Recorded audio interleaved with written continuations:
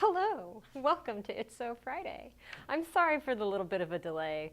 I was busy admiring the Prehistoric Pals Dino City quilt, and also we had technical difficulties here around the office. Hopefully everything's taken care of and we're ready to sew the Friday away. Okay, let's jump right in. I don't know if you know, well, you must know because you're here and I've told you, but we are sewing this Dino City quilt by using Prehistoric Pals by Laurie Wisbrun. This is just a super fun novelty dinosaur collection. If your kids or you, as I do, like dinosaurs, you're going to really love this. It's not just fun, it's also educational. I was taking a look at one of these designs today and remembered, because I did know this, that pterodactyl has a silent P. That's some trivia for you. You'll be making this quilt today, and as you can see in the Robert Kaufman feed up in the link above, you can download the free pattern from our website. It looks like this. That's how you'll know you have the right pattern. And if you're interested in buying the fabric and kitting this project or making it yourself, just follow the link up in our post and you'll be able to purchase the fabric and make your own Prehistoric Pals Dino City quilt. Now, on our website, this is ranked as a beginner pattern because it's pretty easy to accomplish. All you're going to be working with are half square triangles and rectangles and some long strips, so nothing crazy, but it's a really great way to introduce yourself or another new sewer to some basic fussy cutting and getting your directionality to go the way you want. Now, in all of our dinosaur prints, we've got these great tops and bottoms. So this is it's not a tossed print. It's a two-way print because the dinosaurs are going both this way and this way, but their feet are always on the ground, which is this way. Now, not everyone thinks about fabric this way, but I happen to have an affinity for fussy cutting, so that's how I think about it. This is the sky above them, this is the ground below them, this is the right, this is the left. If you're on the video, maybe this is the left and this is the right, but you know what I mean. So we want our dinosaurs to go in the right directions, and some of the word prints also, you want them to go in the same direction so you don't have words turning to the left and right in all different directions. Unless that's your thing, don't worry about it. Then you will just make half square triangles. But if you care about that, let's talk about it. Okay, so first things first, once you download the pattern, go ahead and cut out all the directions. Well, don't cut out the directions. That might be hard to make the quilt then, but cut out all the pieces per the directions. I've already done that just to give us a little bit of a head start on this. And what I'm going to be making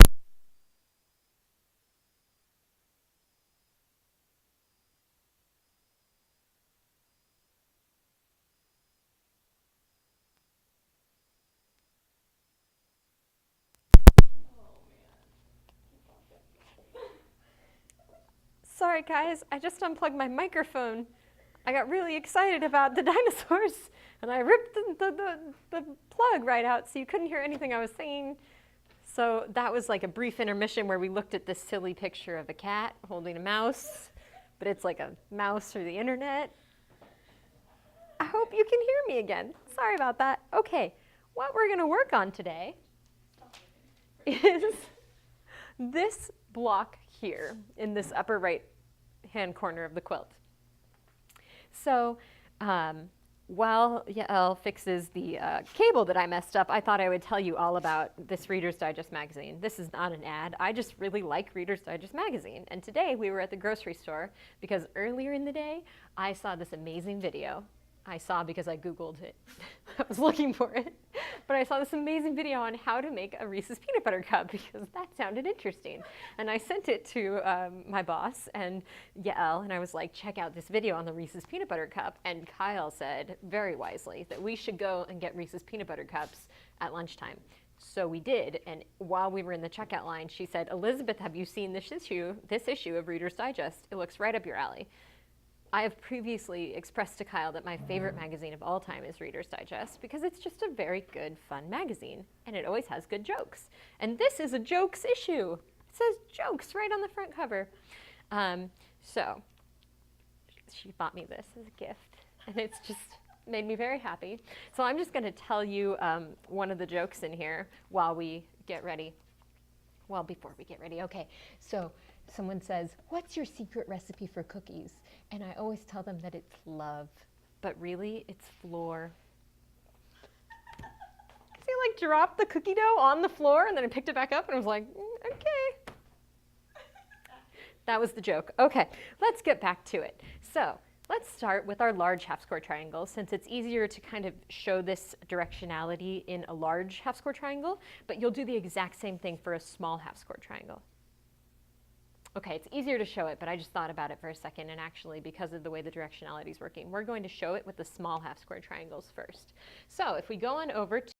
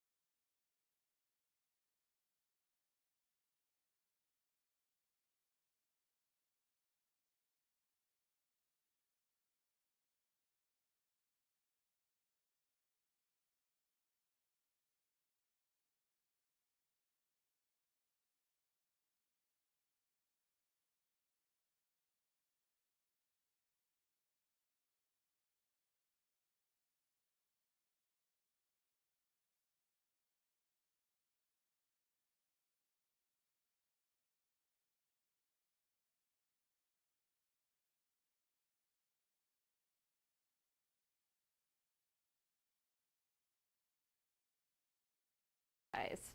We're having some technical difficulties. I'm sorry about that, but it's kind of good in a way because I had all these stories I wanted to share, and I mean, they didn't really go in with the quilt anywhere. It was just like, oh, this would be a fun thing to talk about.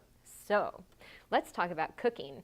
It's a thing I'm not very good at, but for some reason I tend to have a lot of stories about it. Kind of like the dropping the dough on the floor.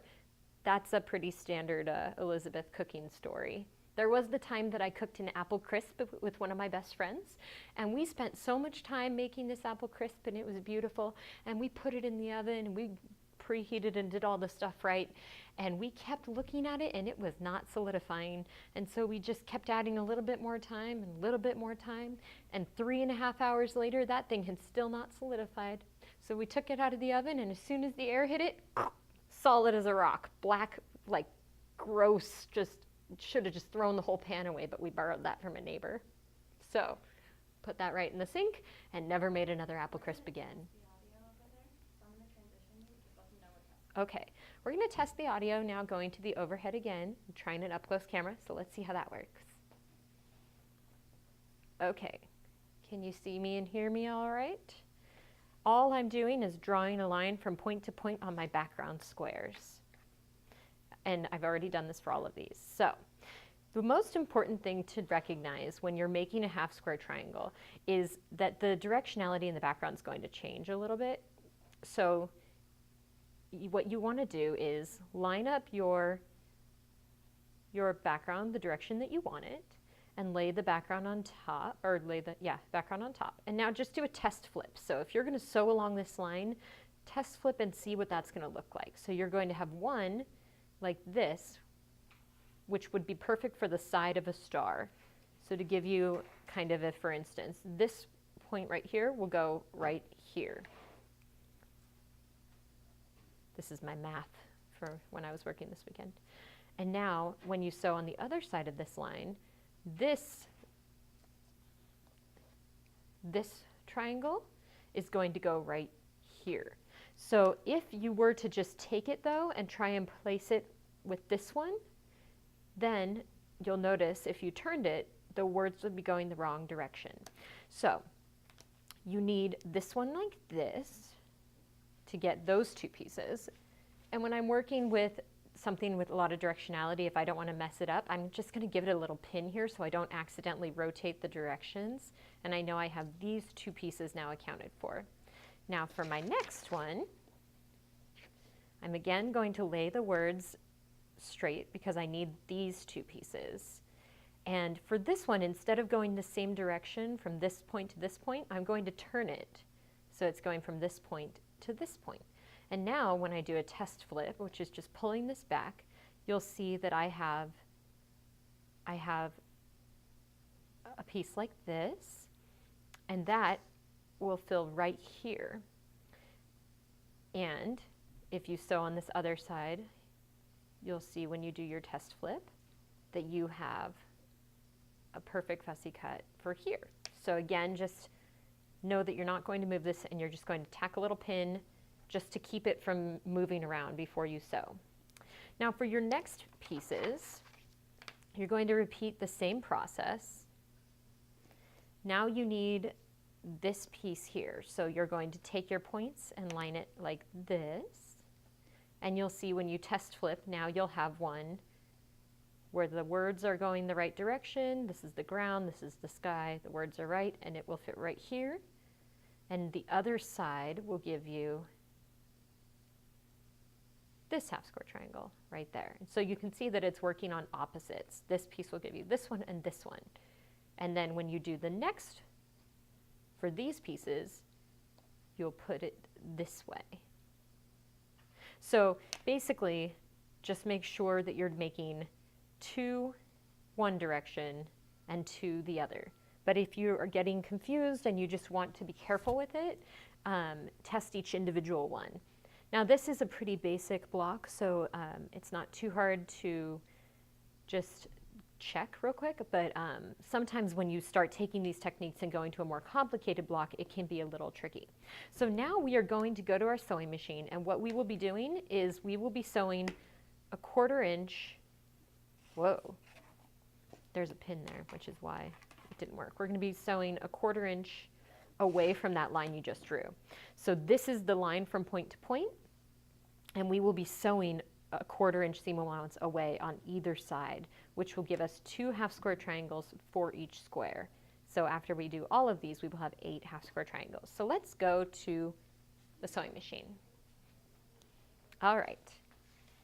Oh, and I know that if you saw our little ad in advance, if you are paying attention during this episode, I'm going to ask a question, and anyone who answers live gets entered to win a beautiful fat quarter bundle of this Prehistoric Pals collection for yourself.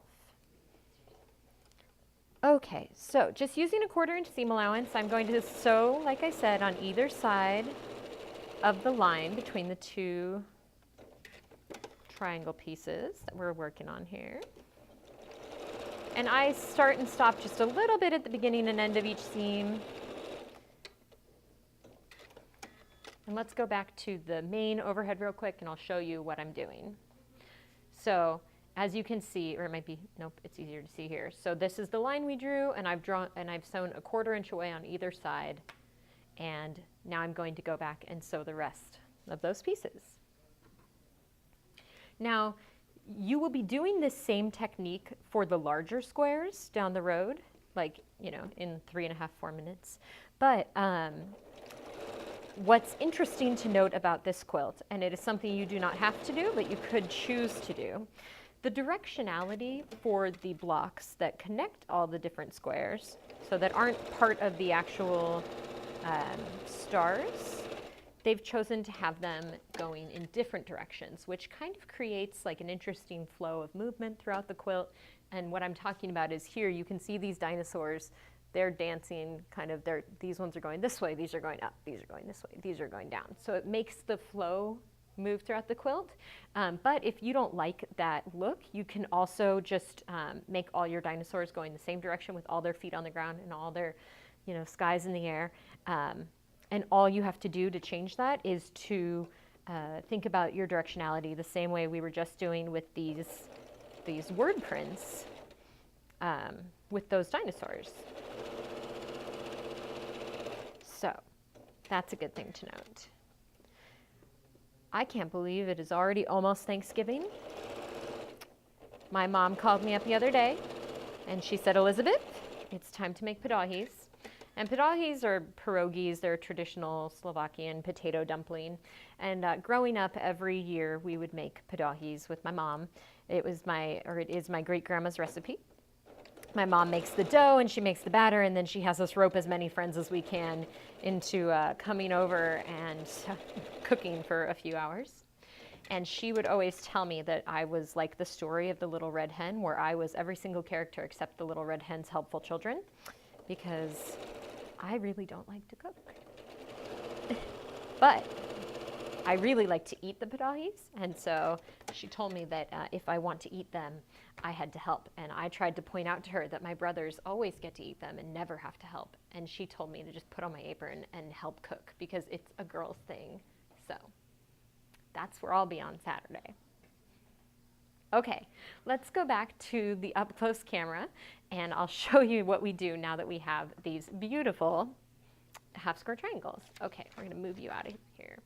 So now let's just go ahead and take our ruler and line your ruler up from point to point, just along that line that you drew. And taking our rotary cutter, we're going to cut along that line, being careful not to cut through your stitching. And you'll see that you get 2 half-square triangles. Now, we're going to cut them all, give them a little press, and then the most important step, I think, out of all the steps, we are going to square up our blocks. Now, squaring up blocks is tedious. It's not super, super fun, but it is really important if you want your blocks to be precise, because even just like an 1/8 of an inch overage on some of these blocks can really throw off your precision. So now that we have all these, we're going to give them a quick press, and then I'll talk about squaring up. So let's go back over here, and while I'm pressing these, I can tell you all about, maybe I'll tell you more about the Reader's Digest issue. On the cover of the Reader's Digest, there was an announcement that they had new puzzles. And I don't know about you, but I have never, for the life of me, been able to quite exactly figure out, not crossword puzzles, yeah, crossword puzzles, where they have you, like, they give you hints that for like very obscure things, and they're like, 3 down is like the secondary name of a nut that's not really a nut, but it's kind of a seed, and what is it? And I don't understand who knows all these random trivia answers. And then the other year I found out because my husband thought it would be fun to get me a crossword puzzle for Christmas. He got me a book of crossword puzzles, and I don't know how to do crossword puzzles, but he really does. And so he would be like, let's do a crossword. And I think it was just kind of maybe like a fun thing for him to do, because we would sit down and he would answer all the crossword answers, and I would read the questions and then write in the answers because I didn't know any of them. There's also, maybe worth noting, like a very little baby crossword puzzle in the New York Times, and it's like literally 6 questions, and they're all like 4 letters long, and it should be really easy. And my friend posted that she could solve it in like 3 minutes, and I sat there for like 15 minutes and I knew 1 answer. Crosswords aren't my thing. All that to say that the Reader's Digest came up with a new puzzle, and it was like Sudoku with the alphabet, and I got really confused and just didn't do it. But if that's your thing, you should check out this issue of Reader's Digest. Okay, we're coming back over to the up-close camera. And now, let's see, I'm reading the directions, totally, because it should tell me how big to square up my half-square triangles to. Ooh, okay, this is how I read directions. I look for the picture, and then I say trim to 3.5-inch square. Cool. That's my reading of the directions, and that is why I get myself into trouble with directions often. Okay, so to square up your blocks, it needs to be 3.5 inches, so line up one point where the 2 colors meet at 3.5 and the other point at 3.5. So you can see right here, this point is at 3.5 and this point is at 3.5. And look at all that overage that you have. It doesn't look like a lot, but if you were to piece that quilt and not square that up, you would be super frustrated with your points not going together. And that is something that a lot of new quilters don't necessarily think about, and a lot of seasoned quilters just don't want to take the time for, because it can be really frustrating if you're doing a big quilt project all at once. But I promise you, it is the best thing you can do for your precision in your blocks. Makes so much of a difference, especially when you're fussy cutting. Consider how the squaring up is going to impact your block. Now, that one had barely anything, which just means that maybe on this one there was more, or maybe they came from different pieces, or who knows, maybe I just got inventive. If you are not a confident sewer yet and you really like the idea of squaring up, it can be super forgiving because you could have maybe more generous seam allowances than you needed, but squaring up you can still get the pieces to the exact size you need. So if you're working on this quilt and you're a little intimidated, you could always get just a little bit more fabric than you need and up your original cut sizes by 1/4 to 1/2 inch, and do this with your half square triangles the same way you would normally, but then just square up to the finished size that you need. And that would make it so that you would be absolutely sure that you wouldn't make any mistakes. I would always rather square up than have to try and get my perfect seams every single time. You never know. It can be really tricky.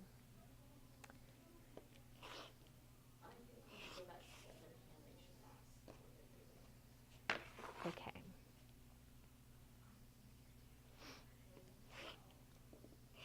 Okay.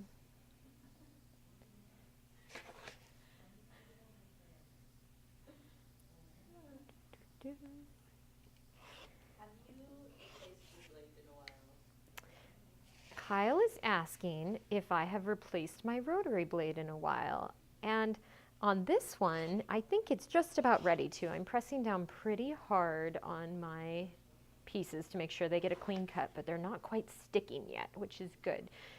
Make sure if you're at home, I mean, everyone knows, or everyone at least has heard it, that replacing your rotary blade really makes a big, big difference. Make sure that you are regularly changing out the blade on your rotary cutter because it is essential to good patchwork. Now this blade is okay still, but my blade at home definitely needs to be replaced, and I just haven't done it. And every time I change my blade at home, I think to myself, gee whiz golly, who would have remembered that changing a blade makes it so much easier to cut things out?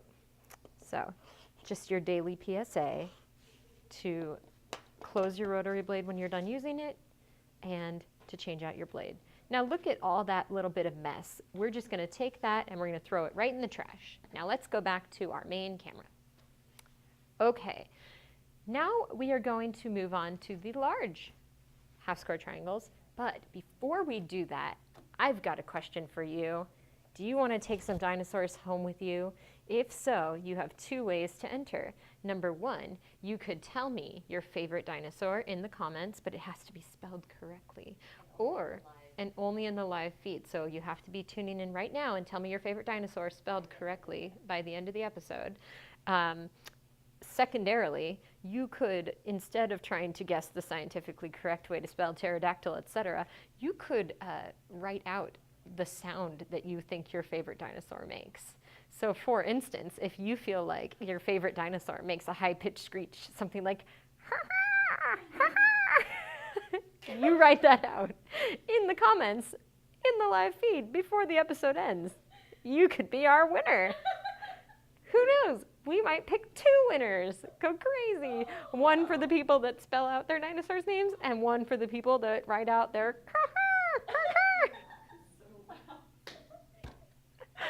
Okay, back to our regularly scheduled sewing. Okay. Now, when you're making your half square triangles, I was making sure when I looked at my piece, I looked at how many I needed to go up and down and how many I needed to go right and left. And if you want all their feet to be on the ground, just make sure you're taking that into consideration as you go. So you'll need some that are going this way and some that are going this way so that when they come together, they have nice dinosaurs where they're all walking the same way, their feet on the ground and their heads in the skies. Or you could have them like, hello, hello, hello. Like, it's up to you. In my head, a lot of the dinosaurs were like, I'm very dizzy right now. I'm going the wrong way. So I'm going to do it per the instructions. So let's come back over to our up close camera. And I am going to reference this picture because I've already made some of these. But right now, I know that I need one dinosaur to go this direction. And first of all, I am going to take my background squares. And again, I'm going to draw that line from point to point on all 4 of those squares. If you have any questions about what we're doing, or you just want to talk about dinosaurs or anything really, feel free to leave some comments. Yael will read them out to me. If you don't ask questions, Kyle will make up questions. She always makes up some really interesting questions. Yeah, gives me something to chat about, so.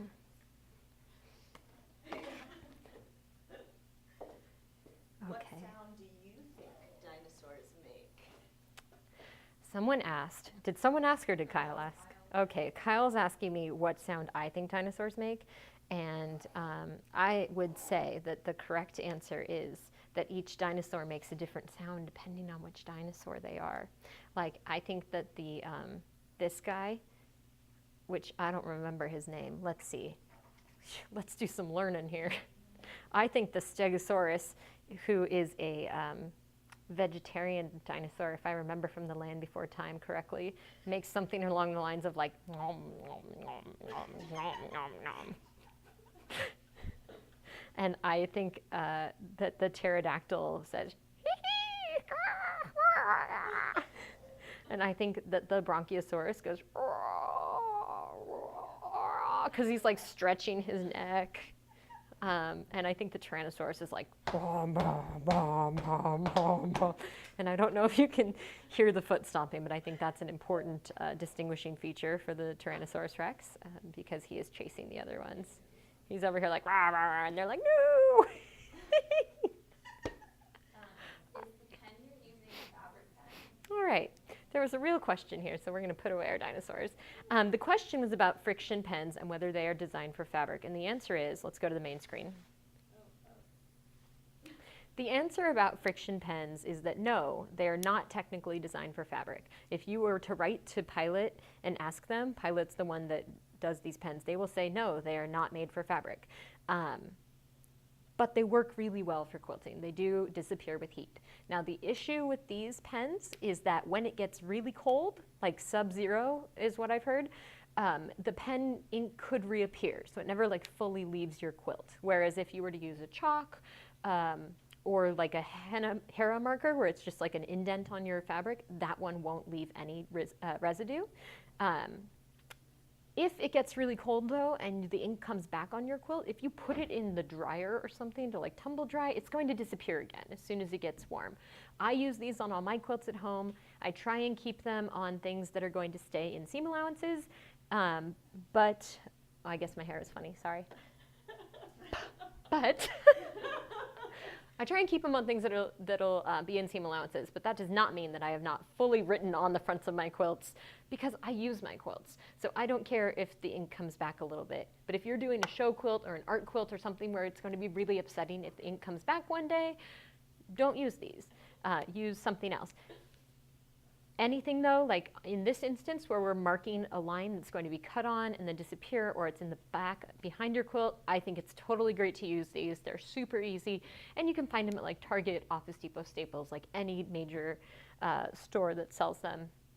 Plus a lot of quilt shops started carrying them now too, and you can find them like at their registers in a bunch of really fun colors. So not technically for fabric, perfect for fabric, so long as you're not concerned that it could come back and you'll just have to put your quilt in the dryer.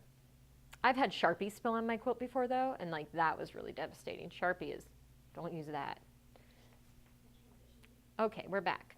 So a neat trick if you're nervous. So if you wanted to start with your fabric always going this direction, you can see what it's going to look like just by laying this down with your background on front and then doing a test flip.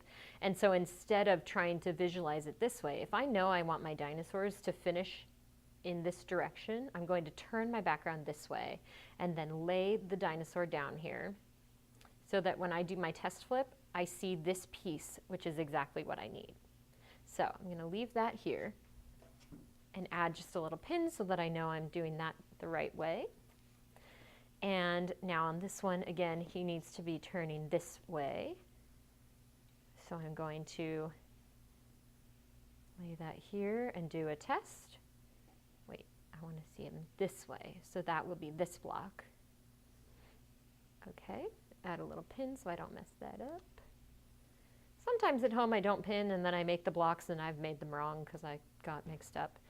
This one for this piece needs to be turned this direction, and with the line going from this point to this point to give me this block. And the next one is this guy up at the top. Now when you're making this quilt for yourself, you can count how many you need to go this way. So what I would do if I was making this entire quilt by myself is I would say, okay, this one right here pairs with this one right here. So if I were to have, so I would cross them off and line up like this and then cross those two out. And then figure out this one, turn it, figure out this one, and then see which one pairs with that. So for a dinosaur like this, it would pair with this one.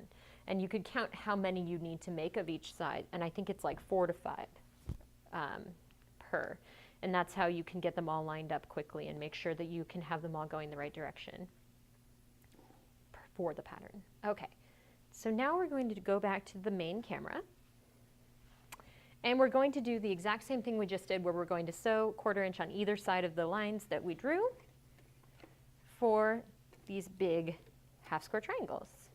Does anyone have any questions? Anything you want to just chat about, dinosaur related or otherwise? I think I went through all my stories.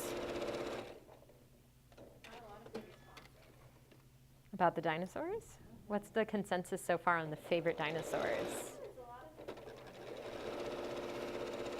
I don't know.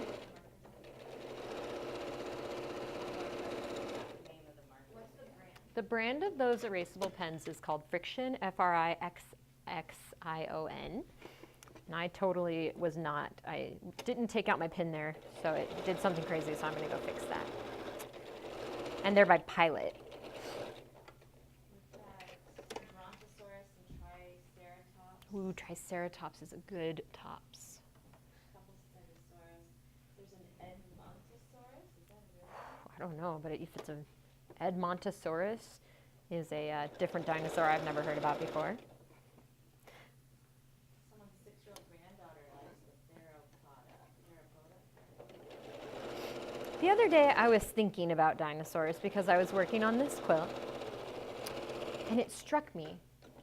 Do you ever just like think about dinosaurs and then think, oh my gosh, those were real things, and you could go see their bones, just like in a big natural history museum. Like you could see a whole giant dinosaur. Can you imagine like walking out of a quilt shop and being like, oh, hello, Stegosaurus, you're quite tall.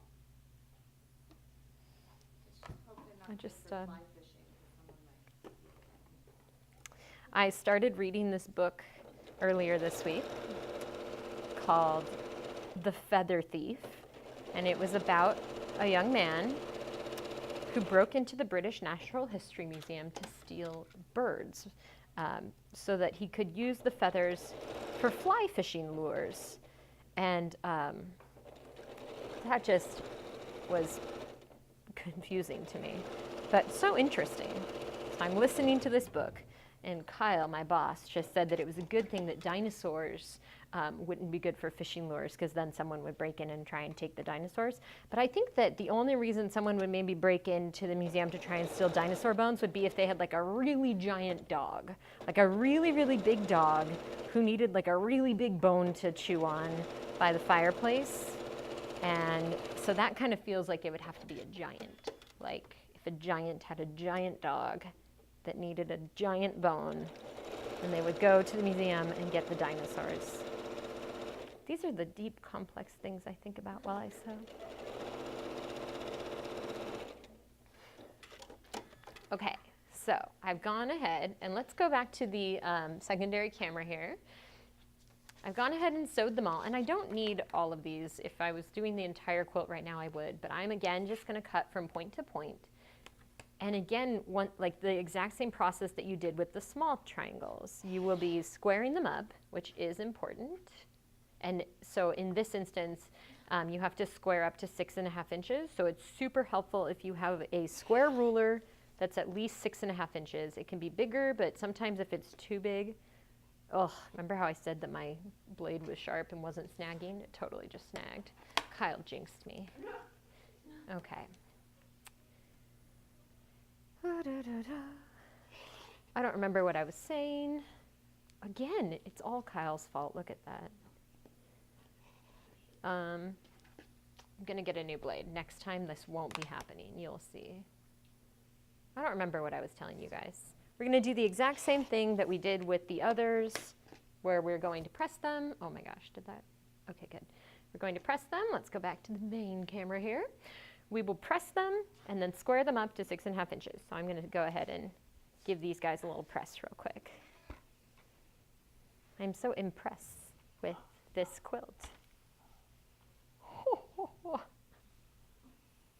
I am really excited for Christmas time. I know that Thanksgiving is first. Now, I don't know about anyone else over there, but I don't really like turkey. I don't. Unpopular opinion. I think it's kind of dry. It's very whatever to me. But man, I love chicken. I really like baked chicken. My mom makes the best baked chicken, and growing up we would eat baked chicken with rice and corn as like a regular meal.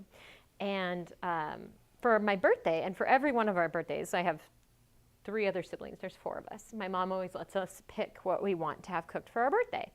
And I always want chicken and rice and corn. And my mom's always like, yeah, all right, that takes me like 45 minutes and it's really easy. Okay, you can have chicken and rice and corn for your birthday. Whereas my brother is always like, Mom, I'd like lasagna. Like, okay, I'll make lasagna from scratch. She does it, but whew. Okay.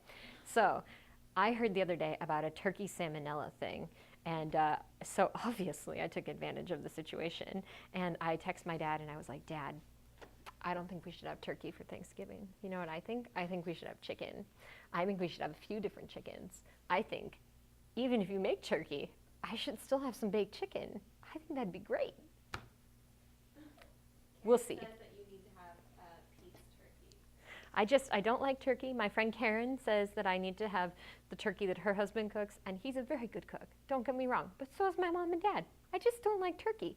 I like chicken. Chicken with rice and corn. And I was telling my husband about this turkey salmonella incident last night, and he looked at me and he said, are you really going to make your mom and dad cook you a chicken on Thanksgiving? And I said, yeah, if they'll do it, absolutely. So we'll see. I'll let you know next So Friday if I get that chicken for Thanksgiving. Be very excited. All right, let's get back to this. We are going to square up these blocks to 6.5 inches square. And I am going to use a square ruler. Whoa, did I make the wrong one? No, I didn't. Oh, perfect. I didn't even press that one. And this made twice as many as I needed, so I'm just going to make sure of which ones I needed and set the other ones aside for now. Okay. Okay. So, now we're going to take our square ruler and square up to 6.5 inches. So doing the exact same thing again, where I'm lining up the point of 6.5 inches here with the point of 6.5 inches here, and going for it. And this one's a little off, so I'm just going to fudge it. That's okay. That's the beauty of quilting. If it's a little off, who's going to know and who's going to judge you? And if they're judging you out loud, yeah, you don't need them for friends anyway. Your friends should never judge your quilting. They should always just say, my, what beautiful 1/4 inch seams you have. I don't actually think I've ever said that to a friend. Oh, no, I have. I've told my friend Karen that. What excellent piecing you have. We have some other non-traditional Thanksgiving dinners. Ooh, what else do you guys have for Thanksgiving that's non-traditional? Kate always has really, really good hamburgers. Ooh, hamburgers. That's a good Thanksgiving meal. Good rolls and toppings and cheese. Yummy. Turkey is overrated. Turkey is overrated. That sounds yummy. Cheese and hamburgers, yum. My family, I'm half Chinese, and so one of my favorite things that we do only on Thanksgiving, because it's a total pain to make. My mom and dad make sticky rice, Chinese sticky rice. So if you were to ever go out to dim sum, they give you sticky rice there if you order it, and it's so yummy. It has meat and rice and stuff. I don't know. I feel like if I actually knew all the things in it, I wouldn't really eat it because I'm super picky. But I don't know about what's in it. Probably like kidney and, you know, stuff like that. But we eat that and it's so good. And then the day after Thanksgiving, we make traditional Chinese juk, which is like a rice porridge, but we use the turkey broth, and that is the only good part about turkeys, is taking the turkey broth to make juk because it's so yummy. Do you like pumpkin pie? I do also really enjoy a really good pumpkin pie. Let's go back to the main screen. I don't know about you, but if you've ever had a friend that makes you like a homemade pumpkin pie, just keep that friend forever. They're so good. When they know how to make good pies, they're excellent. One of my mom's friends makes the best pumpkin pies, and I love it when she decides to give us one for Thanksgiving because they're so yummy. I love them. Okay, now we have all our pieces, and so we can lay out the block pieces. So let's go back to our actually secondary camera, and we're going to lay out what the block's going to look like. So this is going to be your center, and then you're going to lay out your points for your star, and be careful to keep the words going the same direction. Now, this is really important to have this space to kind of lay everything out so that you can make sure you don't accidentally put something in the wrong spot. Because just putting it in the wrong spot is going to change. Right now, all your words are going the right way, but if you were to just switch these pieces, you maybe wouldn't notice it right away, but these are going upside down now. Or if you would put this here, now your words would be going this way. So it kind of depends on if you care or not, but if you care, you can do it this way, which is what I consider to be the right way. Now, first step, we're going to sew all of these together using a 1/4 inch seam allowance. So once you have it laid out, again, with the pins just for holding things together, pin the side that you want to sew together. This is a step where it's really easy to accidentally sew the wrong sides, because if you were to sew like this side, you would get like a weird goose that you don't want. Okay, so we're doing this. I have 2 more dessert questions for you. Kyle has 2 dessert questions for me, and I am ready for them. Okay. Kate is asking what kind of crust. I assume she means the pumpkin pie. Okay, let's go back to the main screen. Kate was wondering what kind of crust. Here's the secret. I don't know anything about cooking. Nothing at all. I'm very good at eating them. So I like the pie that has the crust. I don't know what goes into the crust. It just needs to be really yummy. And that's the answer. Make me a delicious pie and I'll eat it. The question is, do you like pumpkin pie or gingerbread more? Oh, was that a Karen question? No, that's me. Oh, Kyle was asking me if I like pumpkin pie or gingerbread more. And this is a real struggle. I like gingerbread more because I can eat gingerbread like all year round. There is a deli near us that makes these amazing gingerbread cookies. And I think it's important to note that gingerbread should be crunchy all the way through. That is just how gingerbread should be. Soft gingerbread is kind of just an assault on how cookies should taste. And I love gingerbread so much. Last year, my husband's mom made me a gingerbread army of cookies. She knew I really liked gingerbread, and she just made me so many gingerbread cookies, and I loved them. I ate them. I don't share. So I like gingerbread more, but gingerbread is a Christmas dessert, and I have been known to take a pumpkin pie home and eat it by myself. Like, my husband doesn't like pumpkin pie, and I'm like, good, stay out of my pie tin. This is my pie. I am eating this, whatever. Although, new dessert alert, Ben & Jerry's seasonal pumpkin cheesecake with a graham cracker swirl in the ice cream, surprisingly not bad. I thought it could go either way, but it was delicious. Okay, I have now sewn all these together, and I am going to press them open like this, and I'm going to press this middle seam open And the reason I'm going to do that is just to help reduce bulk right here where you have a lot of the parts meeting at the same time. So I'm going to take these over to the ironing board and give them a quick little press. If anyone else has any dessert questions, I could tackle them. If anyone else has any piecing questions, I could probably answer those too. We're making Kate hungry. But I have a question about your padahis. Kyle has a question about padahis. What's your favorite way to eat them? Okay. Padahis are interesting because when you make them, you boil them first. And that is the only job that I have had for like 6 or 7 years. I sit by myself at the kitchen stove. I don't like getting my hands dirty. And I'm in charge of putting the padahis into the boiling water and waiting for them to go plop, plop, plop up at the top. And once they're up at the top, I take them out and then I lay them out to cool. Now, once they're cool, you put them in a frying pan with just like loads of butter.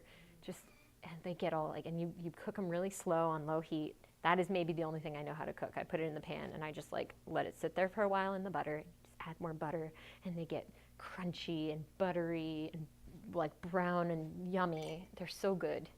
It's delicious. And that's how you eat padahis. And for anyone who doesn't know, a padahi is a traditional Slovakian potato dumpling that has like potatoes with cheese and shredded onions or sauteed onion, some kind of cooked onion, I don't know, inside, and it's so yummy. I just can't even. Okay, next we are going to take all of these little star points that we just made, and we're going to take a rectangle of background, and we're going to sew the background to the side with the background on all of these. You will be so glad that you squared these up. When I was making this, like prepping for this It's So Friday episode, I didn't read the directions, which should surprise none of you by now. If you've been with us before, you know that I don't read directions until something goes wrong, and then I go, what? And when I was doing this the first time, the geese pieces were too big for the rectangle because I had neglected to square up my pieces. So square up your pieces. I have a more on-themed question. Kyle has a more on-themed question. Dinosaurs. What's your favorite dinosaur movie? Okay. Kyle asked what my favorite dinosaur movie is. And this one, okay. So growing up, I, like everyone else my age, I watched Land Before Time like pretty much all the time. Loved it. But the most memorable dinosaur movie is actually this like kind of terrifying one called We're Back, and it was directed by Steven Spielberg, and it's about like these lovely dinosaurs, and this like explorer comes and gives them all brain pills, and so then they like get really smart and can talk, and they're like lovely, but then this bad guy comes along and gives them brain drain, which makes them like prehistoric monsters that just want to crush everything and eat everything, and he uses them in like a terror circus to scare kids, and the nice guy has to like go get the dinosaurs again and like get them back into like the brain food. But I think it's set in New York. It's like very bizarre and kind of scary. So there's that. But if you're looking for more of like a modern dinosaur movie, Night at the Museum has a dinosaur that comes to life and chases one of its own bones. Like, hello, I need a bone to chase. And he throws his bone and then it's precious. Okay. I'm going to press these. Now at this point, I'm going to press these with my seam towards this white space because there's nothing happening over here, whereas if I turn this down, now I have a very thick seam here. I'm just going to give that a press. Any other questions? Fun little interesting dinosaur knowledge that I can share? If you are just joining us, don't forget that if you comment during this live presentation with the name of your favorite dinosaur and / or the sound that you believe your favorite dinosaur would make, you could win some bundles of Prehistoric Pals. So if you think your favorite dinosaur goes caw-caw, caw-caw, you have to write that out. That's a bird, not a dinosaur. There might be only one entry in the sound, unless people think There might be only one entry in the sound. So if you want to increase your odds of winning a dinosaur bundle, you should probably write out what you think your dinosaur sounds like, because it sounds like your odds are going to be pretty good. Okay, let's go to our close-up camera and we'll look at what we've got now. So now we've made these star points and we have this long piece. Oh, don't put that there. Again, pay attention to the directionality of your words. And the words are actually the names of different dinosaurs. So if you were unsure how to spell like Bronchiosaurus, it's Brachiosaurus. That was basically a cheater answer in case you needed one for this. And then using the picture as a layout, you can place your squares where they need to be. Okay, now I like to assemble this across the rows. And I like to start with the center row. So I'm just going to take these 3 over to my sewing machine. And I'm going to attach the sides to my center square. Kyle, do you have any more questions? If you were a dinosaur, which dinosaur would you be? If I was a dinosaur, which dinosaur would I be? Well, I would want to say that I'd be like a little T-Rex, but I have like strangely long arms. And T-Rexes are always like, I have these little arms. And like every time I had to take a picture, everyone's like, what's going on with your arms? Because they're like very gangly, so I don't think I'm a T-Rex. I don't really know what kind I would be, though. Maybe I'd be a flying dinosaur, because I'd need like an impressive wingspan. Yeah. How big is the finished block? The finished block on this quilt, I don't know. Let me measure it. A finished block ends up being this big. But I think it's like, well, wait, 6, 12. I bet it's 18 inches square because it's 6 pieces of 6 inches. But let's see. Oh, yeah, finished will be 18 inches square. You could make a single block and turn it into a pillow. You could make multiple single blocks and turn it into, I don't know, multiple pillows. Or you could make a quilt. I think that 4 of these blocks is a perfect size for a baby quilt, because you do the blocks and then you just add on a quick border, and there you go. Fun, fun, fun. I'm going to take the top row that I had just laid out, and I'm going to sew that next.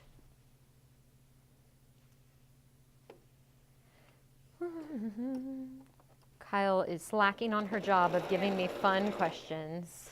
How many things are you making, sewing for holiday? Kyle asked me this year, how many presents am I making for gifts for my friends?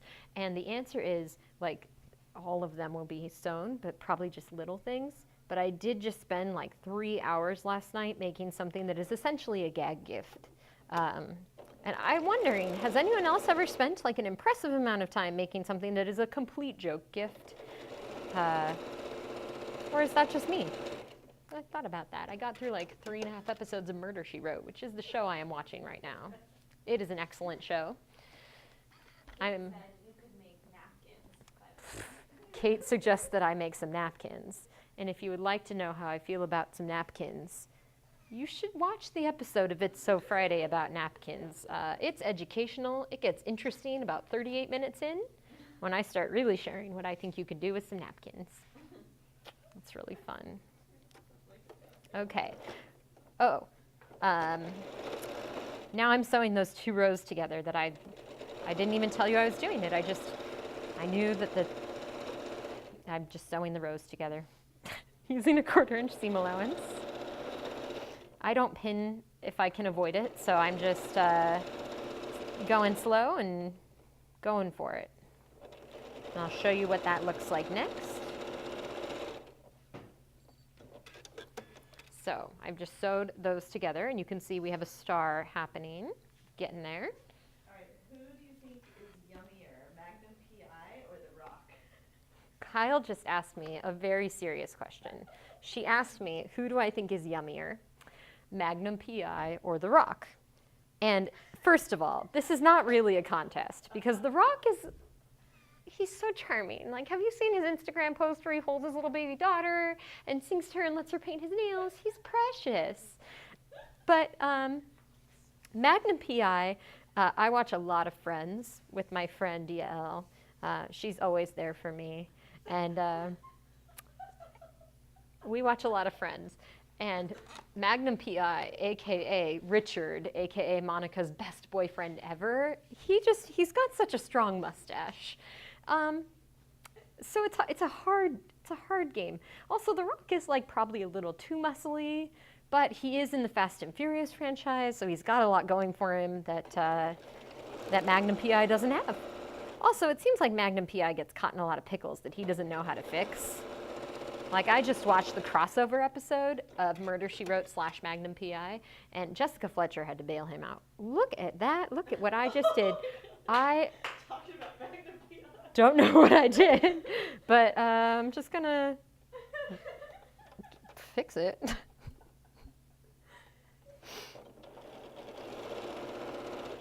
I guess Magnum PI was like haunting me. Don't you talk about my short shorts that way.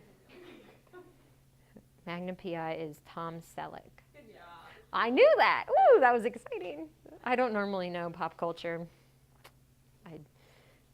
I grew up without TV. It explains so much, doesn't it, though? Like, oh, you didn't have TV. It's true. I did not. All right, Kyle. Next question. She keeps swinging at me, and I'm just knocking them out of the park.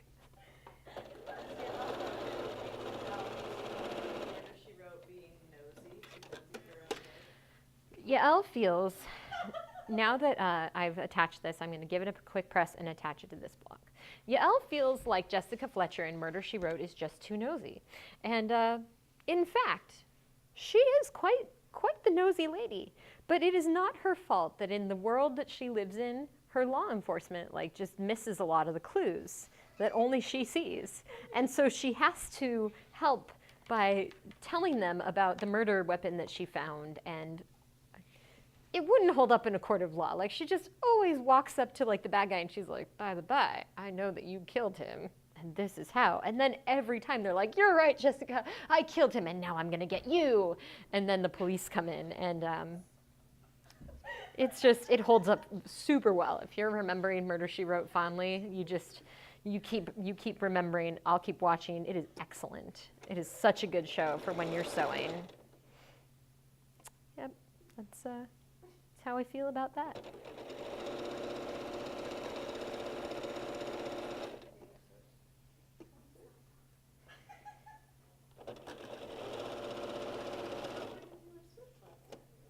Last time we were at this show, or shortly after the last one, I had just either gone or come back to a Taylor Swift concert, and I was really excited about it, and that concert was amazing.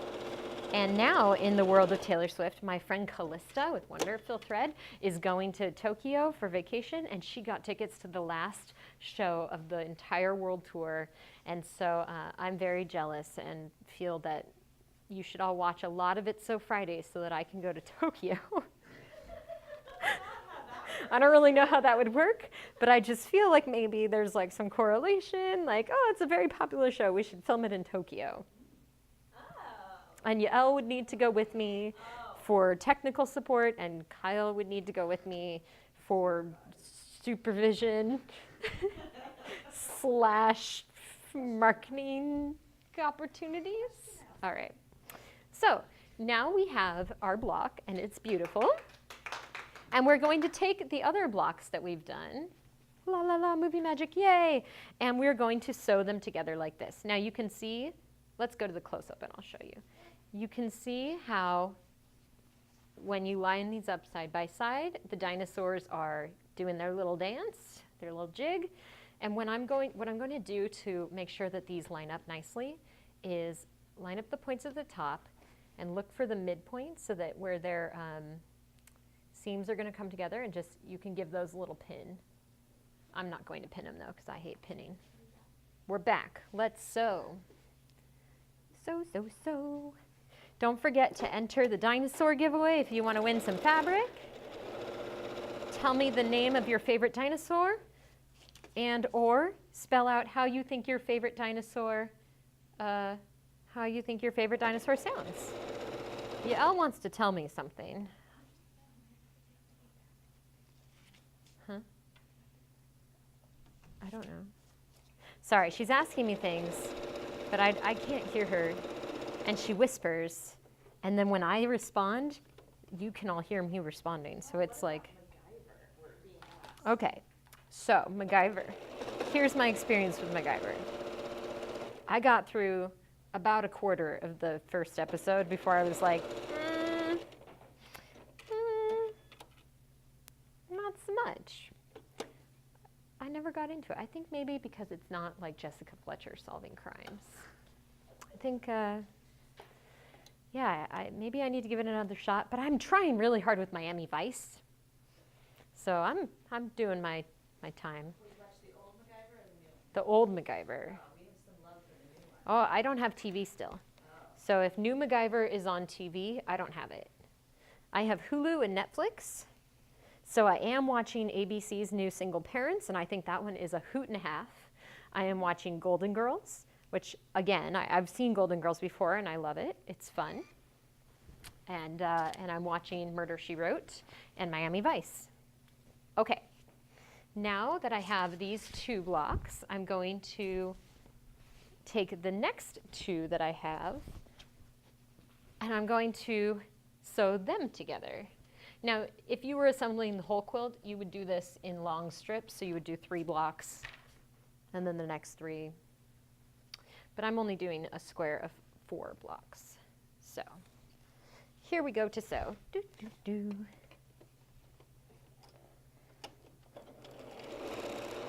I've been really wanting another sewing machine lately, and I don't know why.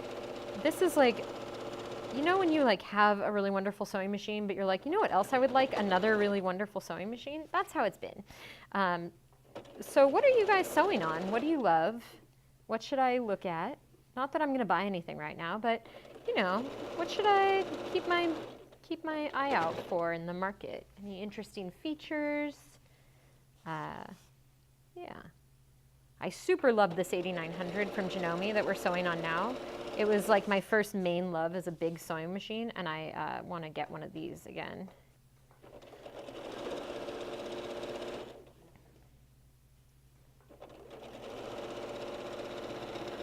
Kyle, do you have any more questions? We have someone voting for Bernina. Oh, I don't know what that is, but it sounds expensive. A Bernina 77 QE was thrown into the mix. Karen asked, Karen Curtis asked, I wish I had a standing sewing table at home or just for tea. Standing sewing tables, that's an excellent question. This table is a standing table at work, and I like that it's height adjustable so that we can actually with the crank raise it higher or lower. It's great for cutting. For sewing, I actually don't particularly love it. I find that I'm standing and then kind of looking down a lot to be able to see what's going on in my sewing machine. So at home I sit to sew, but I do have a standing cutting table. I think especially for cutting and making sure you have the leverage on your project, it's super important. I do know my friend Kim, Go Kim, she has a standing sewing desk, and I think she likes it quite a bit. I have a bad back, so it's hard for me to stand for a long period of time, and on the weekends I tend to sew for like 3 hours, 4 hours at a time. So I can't really do a standing desk, at least at home. We have another vote for the Bernina 77 QE. All right. So people are saying 77 QE Bernina. Someone else loves their old schoolhouse Janome. Old schoolhouse Janome. I think maybe that my next machine will be another featherweight because I really want the white featherweight. I think it's so pretty. I have the black one at home. I have an Elna, which my friend Anita named her Cinderella, which is cute. All right, so now we've made this beautiful square, but it's not quite complete without that really amazing border that we have here. And I wanted to show you real quick how you can cut this border yourself. It has a little trick to it. Now the first thing that you're going to need is a long ruler. So I'm using one that is 24 inches long. You basically just need it to be long enough where you can do the width of the fabric in a cut. You're going to need to cut 1.5 inch strips. And you need to cut 3-inch strips of the inner and outer borders. So what I wanted to show you on this one, for the inner borders, I have the fabric folded in half. The fold is on one side. I've lined up my ruler so that the dotted lines are even with the end, so that I know that it's going to be straight after I cut it. And when I cut a long piece of fabric like this, to make sure that I have really good leverage on it, that the fabric isn't going to shift, I actually like to put my whole arm on this side of the ruler so I can put some weight on my elbow and on my hand over here, and then give it a quick cut. And that keeps it from shifting around. I don't know if that's the best way to do it, but that's how I do it, so that it doesn't shift when I'm doing a long, long cut, and I get these nice clean pieces. Now, for a fussy cut long border, let's go to our close-up screen, and let's talk about this piece of fabric. Okay, so you have this long piece of fabric, and you don't want to just blind cut, because it's not necessarily exactly the same on this other side.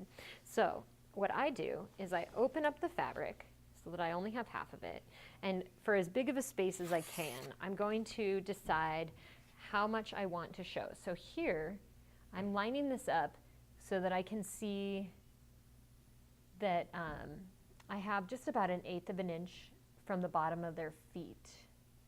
But basically, I know that I have a full 1/4 inch underneath that's going to get cut off, and then just a little bit of space here, and then above, you can see that that 1/4 inch line, or the 1 1/4 inch line, is at the feet of these dinosaurs at the top, and that top bit in the 1 1/2 inch line is going to get lost in the seam allowance. So I'm going to just do an initial cut for as much as I can, and then I'm going to slide my fabric over and line up my ruler again with the line that I had just made, and then just check again to make sure that it's looking right. So again, I'm making sure that my dinosaurs aren't getting cut off, and that's looking pretty good, so I'm going to cut, and then I'm going to slide it down and finish the cut. So it's actually like 3 cuts, but then you got it right. And you can see how this width at the bottom was a little different. Like some of it is thicker than it is here because it wasn't lined up perfectly before. Now that you've got that first cut down, let's go to the big screen. You can actually fold it really carefully again, selvage to selvage, because now that you know you've made a straight cut, you are fine to use that cutting line, line up 1.5 inches, and give it a cut. And now you have a really long but fussy cut border for your quilt. So, to get the look of this border, you have to attach all these borders. You can't do like piecing the border and then just piecing it, or it won't work. So we're going to first take one of the 3-inch long exterior borders. And I just realized I'm going to need to cut more of those, but we'll do that in a little bit. And we're going to attach these borders to all 4 sides. If you guys have any questions, let me know. If you have any random things you want to talk about, let me know. Kyle, just things to chat about.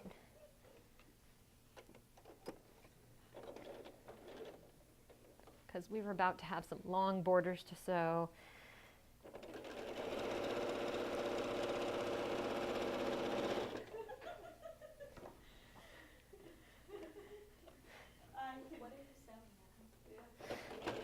Yeah, Elle wants to know.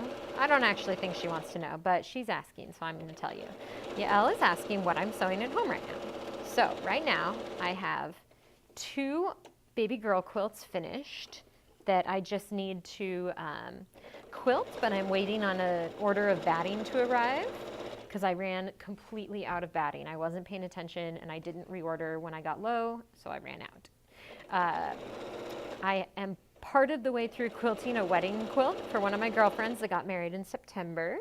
Good thing she's patient because who knows when I'll figure that out. I've been making a lot of little Christmas presents, And I don't know what else I'm making, but Yael has another question. Do you use a 1/4 inch foot? Yael is asking, I'm sure someone else asked this because Yael would not ask this. Someone is asking if I use a 1/4 inch foot. I'm not using a 1/4 inch foot. I sewed on this machine for a long time so that I know that the edge of the foot, when I have my needle in the far right position, gives me a scant 1/4 inch seam. That is also how I work at home. I know where I need to put my fabric on which foot to get a 1/4 inch. There are feet that have a 1/4 inch guide built onto them. I find them kind of clunky, at least when I'm sewing. I get irritated with them, so I don't use them.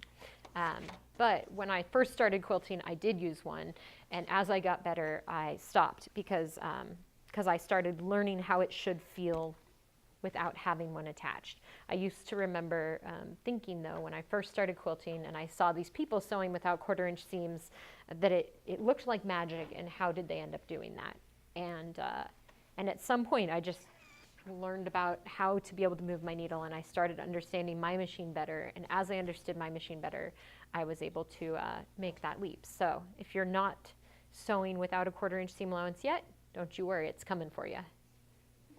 What sewing machine do you use at home? The question was, what sewing machine do I use at home? And the answer is that I used to use this machine, the Janome 8900. I really, really love it. It's such a wonderful machine, like legitimately really loved it. I worked with Janome to partner for It's So Friday because of how much I love the 8900. I decided at home that I wanted something faster and more industrial, so I moved to the Janome 1600P, which is a straight stitch only machine, and it goes 1600 stitches a minute. So it's super fast, and I love that about it, because if there's one thing that I like, it is sewing super fast. And actually, after sewing on that machine, when I sew on this machine, it feels significantly slower, even though this machine is fast, and this is the fast setting for the machine. If you want to see, this machine has a super good range, so I just changed it to all the way slow, and watch this. Okay, so anyway, has a really slow setting, but that's actually really wonderful if you are sewing with kids or someone like Yael who's afraid of the speed of the sewing machine, because you can make it go so slow that they can feel like they can really control it, and you can really watch where that needle is going so that, like, Yael doesn't sew through her little fingers or anything like that.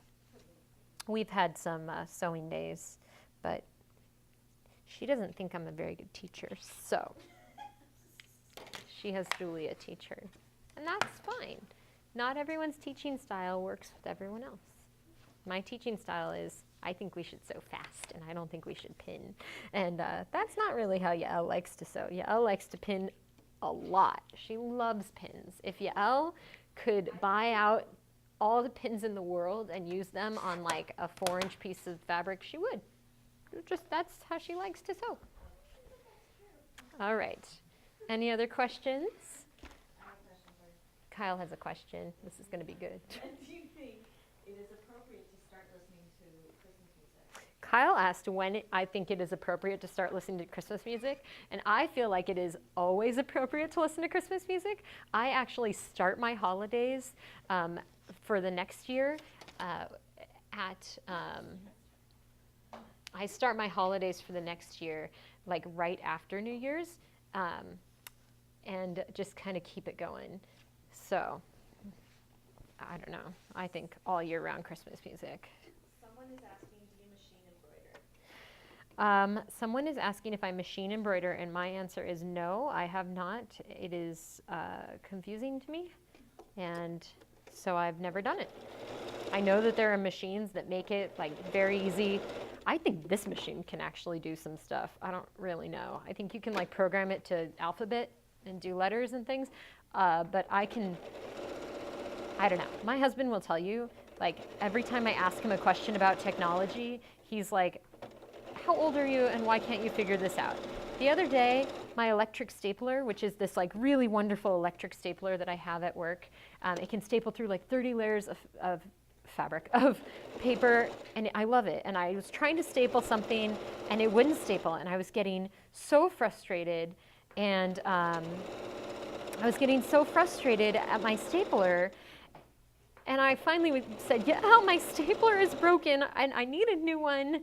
And she came over, and she looked at me, and she looked at my stapler, and she turned it on, and it started working again.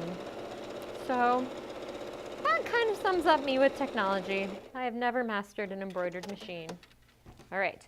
I was just alerted to the fact that it is 3:33. Our office closes at 4 o'clock promptly, so we are going to wrap this up before 4 o'clock, and we are getting there. We are so close. You just wait and see. You're just going to be so wowed with this quilt and how quickly it finishes. I've just told too many stories. I'm sorry. Kyle asked if I have a favorite Christmas song. Is this from you or someone else? Okay, Kyle's asking me about Christmas music.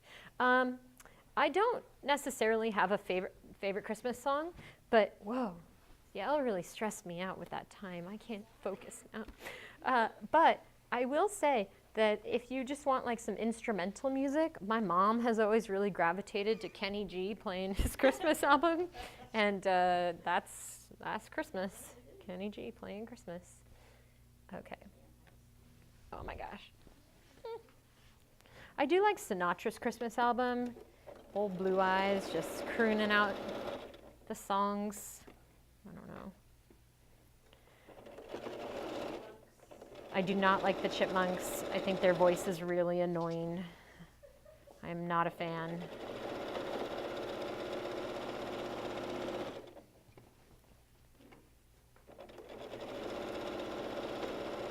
I am working as fast as I can to attach this border. We are getting there. Just sewing marathon, taking time, making sure that you're maintaining your seam allowance and you're not like flipping the seams underneath. When you're sewing, don't let your coworkers pressure you into sewing faster. You sew however you want. You stay at work after everyone's closed and they turn the alarm on and you get locked in for the weekend. Kyle has done that 3 times. It has never happened to me.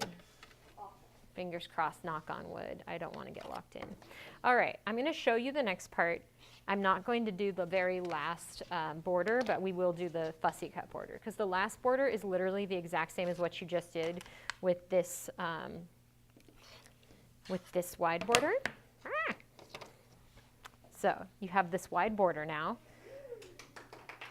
but you have a 3-layer border. And so the next thing you're going to do for your dinosaur border is take one of these thin fussy cut pieces. Make sure your dinosaurs are grounded with their feet towards the ground, which is the center of your quilt. And you're going to sew them along your whole quilt. Now you're going to deal with the corners. And I'll just do it on 2 of the sides so you can see. You're going to deal with turning a corner by doing them one at a time. So assemble it like a log cabin. One long edge, one short edge, one long edge, one short edge. Or you can do both long edges and then the short edge.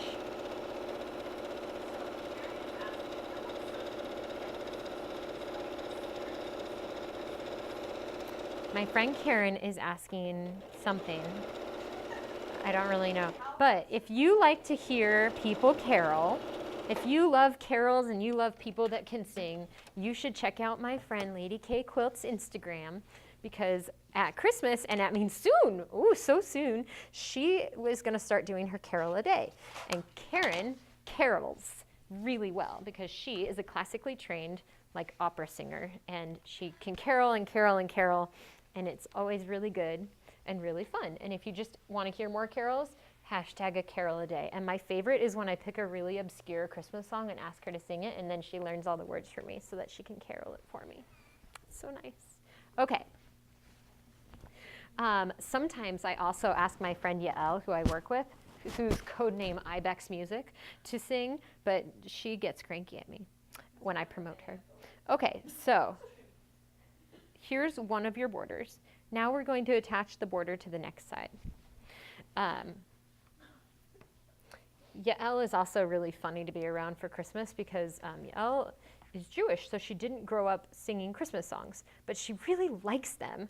And so she tries really hard, but she doesn't know any of the words. So she's always singing like the craziest songs, and you're like, what are you singing? And she'll be like, this is like We Three Kings, but she doesn't know any of the words, so she's made them all up. And she's sung them with the wrong words for like a good 20 years. So she's like adamant that you are wrong and that she is right about the words.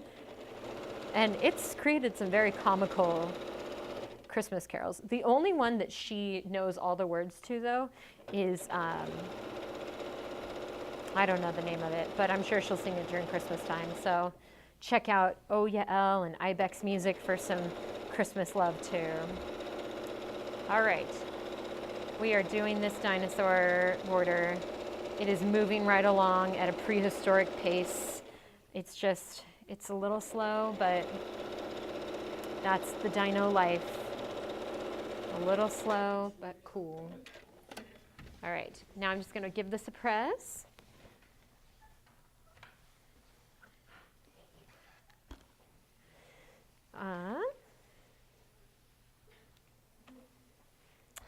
Worth noting, during this episode, my sister has called me twice.